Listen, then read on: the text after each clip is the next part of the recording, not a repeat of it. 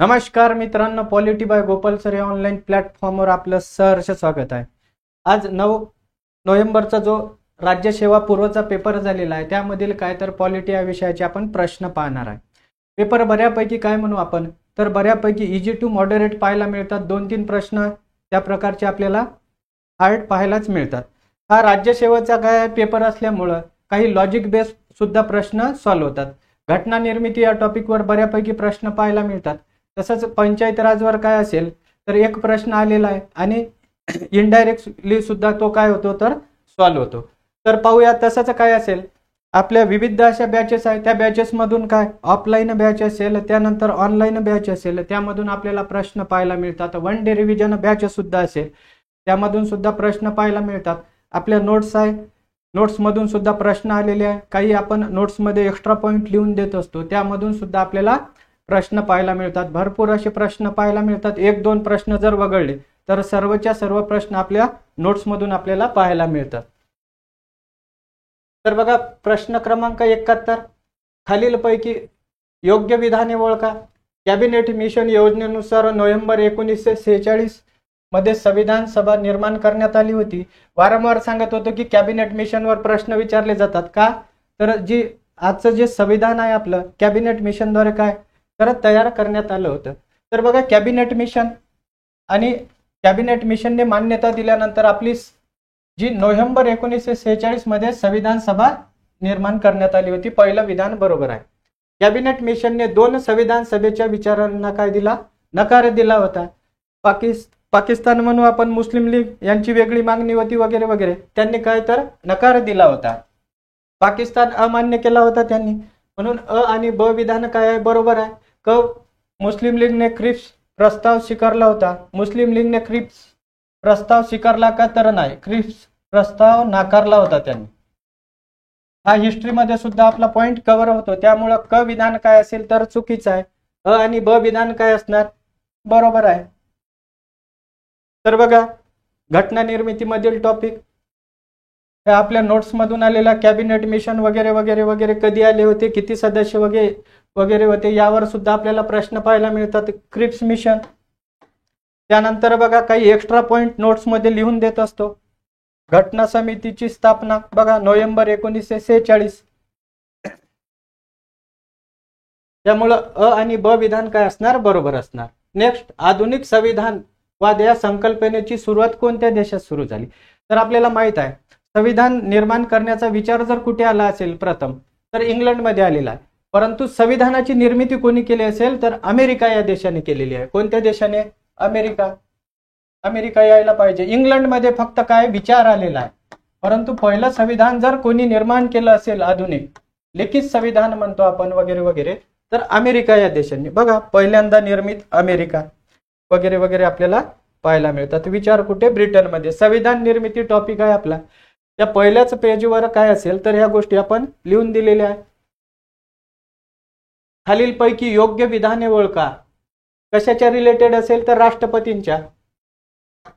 योग्य विधाने, जी व्यक्ती राष्ट्रपती म्हणून पद धारण करीत असेल अथवा जिने असे पद धारण केलेले आहे ती व्यक्ती संविधानाच्या अन्य तरतुदींना अधीन राहून त्या पदासाठी होणाऱ्या फेरनिवडणुकीस पात्र राहणार।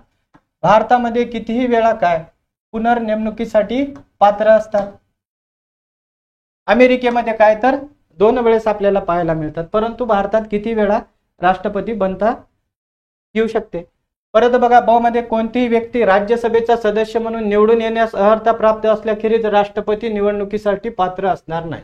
इथे घात झालेला आहे, राज्यसभेचा सदस्य नाही तर कशाचा सदस्य असायला हवा? लोकसभेचा। वारंवार सांगत होतो की आयोग तुम्हाला इथेच फसवणार, लोकसभेचा सदस्य पाहिजे, म्हणून ब विधान काय असेल चुकीचं आहे। याचं आन्सर काय असणार? अ। तर बघा इथे आपल्या नोट्स मधील भारतीय नागरिक असावा, वयाची किती वर्ष? 35 वर्ष, आणि कशाचा? लोकसभेचा सदस्य। जेव्हा मी राष्ट्रपती टॉपिक शिकवत होतो, वन डे रिव्हिजन बॅच असेल, ऑफलाईन ऑनलाईन सर्व बॅचेसला इथे वारंवार सांगतो की आयोग इथेच घात करतो। आला का प्रश्न त्या टाईप? बघा बरं।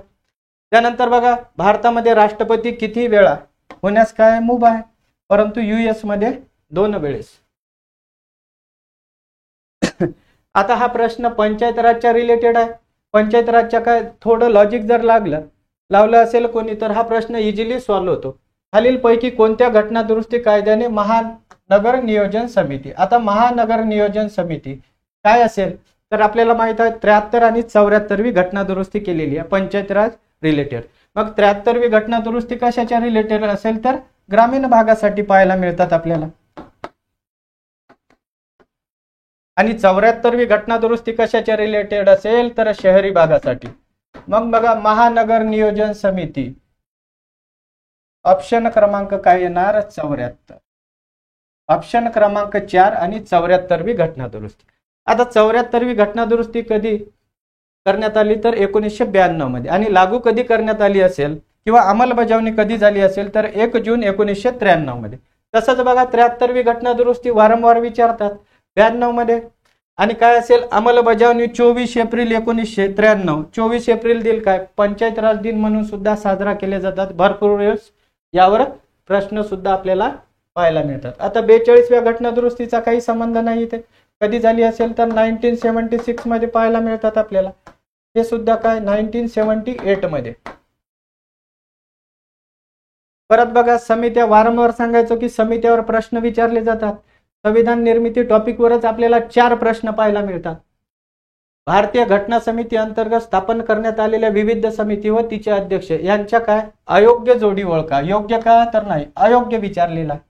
सुकाणू समितीचे अध्यक्ष कोण? डॉक्टर राजेंद्र प्रसाद, बरोबर आहे, स्टेरिंग समिती म्हणतो. सल्लागार समिती सरदार वल्लभभाई पटेल. आता ही जरी माहित नसेल तरी काय आपण जर खाली गेलो केंद्रीय अधिकार समिती, जिथे जिथे संघ किंवा केंद्रीय असेल त्या ठिकाणी कोण असतात समितीचे अध्यक्ष तर जवाहरलाल नेहरूजी पाहायला मिळतात. आणि मूलभूत हक्क उपसमिती भरपूर वेळेस विचारलेली आहे, इथे क्रॉस केलेला आहे त्यांनी. मग बघा ब जरी माहित नसेल क आणि ड काय अयोग्य आहे. क आणि ड आपल्याला ऑप्शन क्रमांक 3 मध्ये पाहायला मिळतात. हे बघा सुकाणू समिती, कार्यपद्धती व नियम समिती, राष्ट्रध्वजावरील तदर्थ समिती, वित्त व स्टाफ समितीचे अध्यक्ष कोण? राजेंद्र प्रसाद जी आपल्याला पाहायला मिळतात. त्यानंतर बघा पंडित जवाहरलाल नेहरूजी, मी वारंवार सांगायचो संघ आणि केंद्र एकच आहे.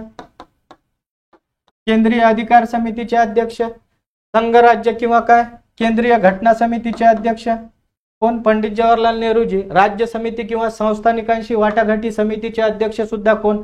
पंडित जवाहरलाल नेहरूजी आपल्याला पाहायला मिळतात. घटनेचा मसुदा परीक्षण करणारी विशेष समितीचे अध्यक्ष कोण? तर पंडित जवाहरलाल नेहरूजी आपल्याला पाहायला मिळतात. मग बघा मूलभूत हक्क उपसमिती कोण आहे तर JB कृपलानी पाहायला मिळतात. इथे क्रॉस केलेला आहे त्यांनी. मग क आणि ड विधान काय असेल तर चुकीचं असेल.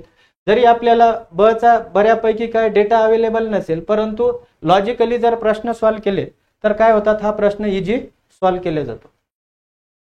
76 मध्ये खालील पैकी योग्य विधाने निवडा. आता उपराष्ट्रपती बद्दल विचारलेलं आहे त्यांनी.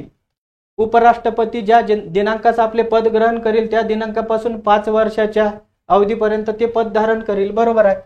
5 वर्षासाठी पद धारण करतात, परंतु कधीपासून?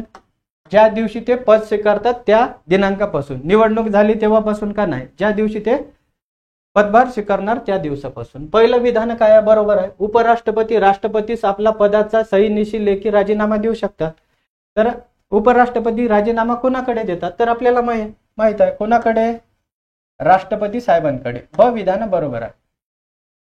आता क मध्ये काय विचारलेलं आहे त्यांनी? लोकसभेच्या त्यावेळेच्या सर्व सदस्यांच्या बहुमताने पारित झालेल्या आणि राज्यसभेने संमत केलेल्या ठरावाद्वारे उपराष्ट्रपती त्यांच्या पदावरून दूर करता येते.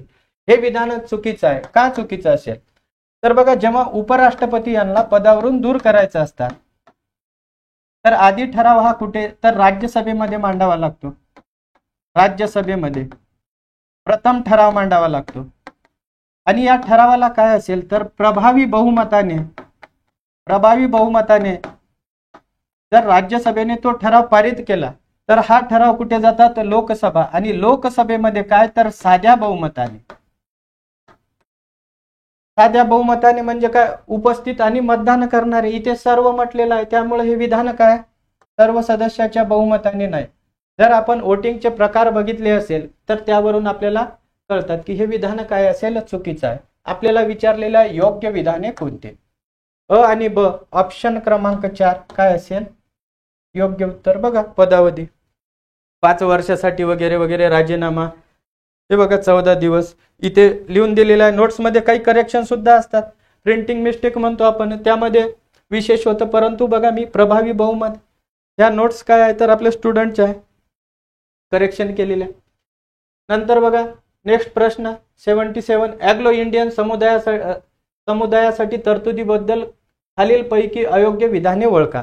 आता हा प्रश्न काय म्हणू आपण, सॉल्व्ह झाला तर ठीक, नाहीतर काय हा थोडा आउट ऑफ प्रश्न. आउट ऑफ म्हणजे काय, याचा तेवढा डेटा अवेलेबल नसतो आपल्याकडे.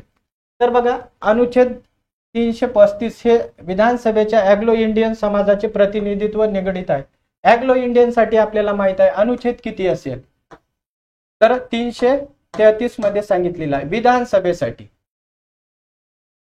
आणि लोकसभेसाठी काय असेल तर 331 मध्ये यांचा उल्लेख आढळतो, म्हणून अविधान चुकीचं आहे. मग परत बघा आता ब आणि क आपल्याकडे तेवढा डेटा अवेलेबल नसतो. तर ॲग्लो इंडियन समाजाच्या लाभाकरिता 31 मार्च 1948 रोजी संपन्न होणाऱ्या वित्तीय वर्षात शिक्षणाबाबत दिली होती अशी काही अनुदाने असतील तर तीच अनुदाने संविधानाच्या प्रारंभानंतर पहिल्या 3 वित्तीय वर्षात संघराज्य व प्रत्येक राज्य यांच्याकडून दिली जातील. तर बघा 31 मार्च 1948 शिक्षणाच्या रिलेटेड तरतुदी होत्या आणि त्या ॲग्लो इंडियन साठी सुद्धा काय प्राप्त असेल, हे विधान बरोबर आहे ब.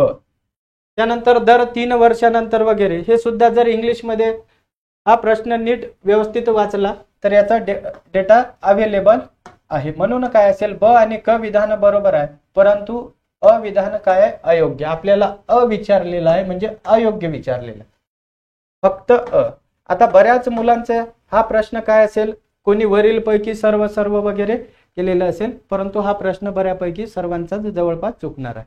तर माझ्या याच्यानुसार ऑप्शन क्रमांक 1 बरोबर असेल. आयोग बघू आपण काय देणार ते, ठीक आहे. खालीलपैकी कोणते भारताच्या राज्यघटनेतील भाग 1 मधील कलम 1 ते 4 संबंधित आहे. एकदम इजी प्रश्न. भारताचे संघ राज्य व त्याची काय राज्यक्षेत्र यामध्ये पाहायला मिळतात आपल्याला. संघ राज्य व त्याच्या राज्यक्षेत्राशी काय असेल भाग 1 ते 4 मध्ये यांचा उल्लेख पाहायला मिळतात. तुम्हाला सांगितलं होतं भाग विचारतात वारंवार आयोग, भाग काय करतात विचारले जातात. त्यानंतर काय असेल मूलभूत अधिकार आपल्याला माहित आहे. मूलभूत अधिकार काय तर भाग 3 मध्ये पाहायला मिळतात. त्यानंतर न्यायविषयक, आता सर्वोच्च न्यायालय आणि उच्च न्यायालय हे भाग 5 मध्ये असेल, भाग 6 मध्ये असेल. कर्तव्य, मूलभूत कर्तव्य काय असेल तर भाग 4A मध्ये पाहायला मिळतात आपल्याला. म्हणून काय फक्त भाग 1 मध्ये काय असेल 1 ते 4 कशाच्या रिलेटेड आहे, संघ राज्य व त्याच्या राज्यक्षेत्राशी. एकदम इजी प्रश्न आहे हा. भारताच्या राज्यघटनेतील अनुच्छेद 371 व त्यांच्या उपअनुच्छेदानुसार विशेष राज्य दर्जा नसलेले राज्य कोणते. 1-2 वेळेस यावर प्रश्न आलेला आहे. तर आपल्या नोट्समध्ये सुद्धा वारंवार मी सांगितलं होतं 1-2 वेळेस यावर प्रश्न आलेला आहे. कधीतरी येतात, तरी काय ह्या गोष्टी वाचून जायला पाहिजे, रीड करून जायला पाहिजे. तर नागालँड, आसाम 371 नुसार काय आहे तर विशेष राज्याचा दर्जा आहे. मणिपूर सिक्कीमला सुद्धा आहे. त्यानंतर मिझोरम नागालँडला सुद्धा आहे. आणि नसलेली राज्य कोणती असेल तर त्रिपुरा आणि झारखंड. बघा महाराष्ट्र व गुजरातसाठी 371 या नोट्स मधील 7वी घटना दुरुस्ती 1956 मध्ये करण्यात आलेली आहे. त्यानंतर नागालँड 371 आहे. आसाम वगैरे पाहायला मिळतात, बी मध्ये पाहायला मिळतात आपल्याला. मणिपूर सिक्कीम वगैरे एफ मध्ये पाहायला मिळतात. मिझोरम वगैरे आपल्याला जी मध्ये पाहायला मिळतात. नागालँड तर बघितलं आपण. आणि त्रिपुरा आणि झारखंड काय तर विशेष राज्यांचा दर्जा याला नाही. म्हणून ऑप्शन क्रमांक 4 काय असणार 79 असेल. 79 प्रश्नात. स्वातंत्र्यानंतरचा पहिला लोक अदालत कॅम्प 1982 साली कोणत्या राज्यात भरविण्यात आला होता तर गुजरात या राज्यामध्ये काय हा कॅम्प भरविण्यात आला होता. पहिलं राज्य काय गुजरात हे होतं. आता पट्टभी सीताराम मय्याच्या काय समित्या विचारलेल्या आहेत त्यांनी. आता पट्टभी सीताराम मय्याच्या समित्या जरी काय बऱ्याच ठिकाणी डेटा अवेलेबल नाही, मग डेटा अवेलेबल नसेल जर लॉजिकली प्रश्न सॉल्व्ह केला तर हा प्रश्न सॉल्व्ह होतो. तर बघा पट्टभी सीताराम मय्याच्या खालील समितीचे अध्यक्ष. तर आपल्याला माहित नाही सभागृह समिती, मुख्य आयुक्तांच्या प्रांताबाबत समिती ह्या वाचल्या नसेल आपण. परंतु आपल्याला माहित आहे नागरिकत्वावरील तदार्थ समितीचे अध्यक्ष कोण? यस वर्धाचारी. ह्या नोट्स मधील जशास तसा प्रश्न. आणि सर्वोच्च न्यायालयाच्या तदर्थ समितीचे अध्यक्ष सुद्धा कोण? यस वर्धाचारी आपल्याला पाहायला मिळतात. मग ऑप्शन क्रमांक क आणि ड. ड इथे सुद्धा आहे, क इथे सुद्धा आहे, क इथे सुद्धा आहे. मग काय असणार तर पट्टभी सीताराम मैया हे सभागृह समिती आणि मुख्य आयुक्तांच्या प्रांताबाबत समितीचे काय आपल्याला अध्यक्ष पाहायला मिळतात. लॉजिकली हा प्रश्न सॉल्व्ह होतो जर व्यवस्थित राज्यसेवेमध्ये अशाच प्रकारचे काय प्रश्न विचारले जातात. भारतात national commission for protection of child rights ची स्थापना कधी करण्यात आली? तर हा इंग्लिशमध्ये आहे बाल हक्क संरक्षण आयोग. आता बाल हक्क संरक्षण आयोग कायदा 2005 चा आहे, परंतु स्थापन कधी झाला असेल तर 2007 मध्ये. 2007 मध्ये आपल्याला पाहायला मिळतात. स्थापन 2007 मध्ये. आणि कायदा कधीचा असेल तर 2005 चा कायदा.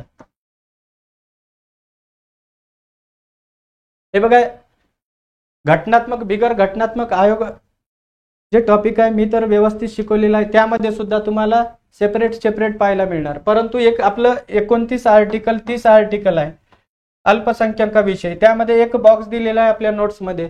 सर्व आयोग तुम्हाला पाहायला मिळतात. बघा राष्ट्रीय बाल संरक्षण अधिनियम 2005 चा आणि स्थापन कधी झाला असेल तर 2007 मध्ये. तसंच महिला आयोग सुद्धा 1990 मध्ये, स्थापन 92 मध्ये. पुढे प्रश्न आलेला आहे यावर. या काही गोष्टी काय असेल तर एका ठिकाणी नोट्समध्ये पाहायला मिळतात. लैंगिक अत्याचारापासून बालकाचे संरक्षण करण्यासाठी protection of children from sexual offences POCSO कायदा म्हणतो आपण, कोणत्या वर्षी लागू करण्यात आला असेल तर 2012 मध्ये.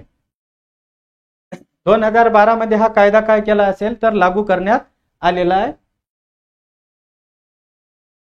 त्यानंतर राष्ट्रीय महिला आयोगाची स्थापना. राष्ट्रीय महिला आयोगाची स्थापना विचारलेली आहे.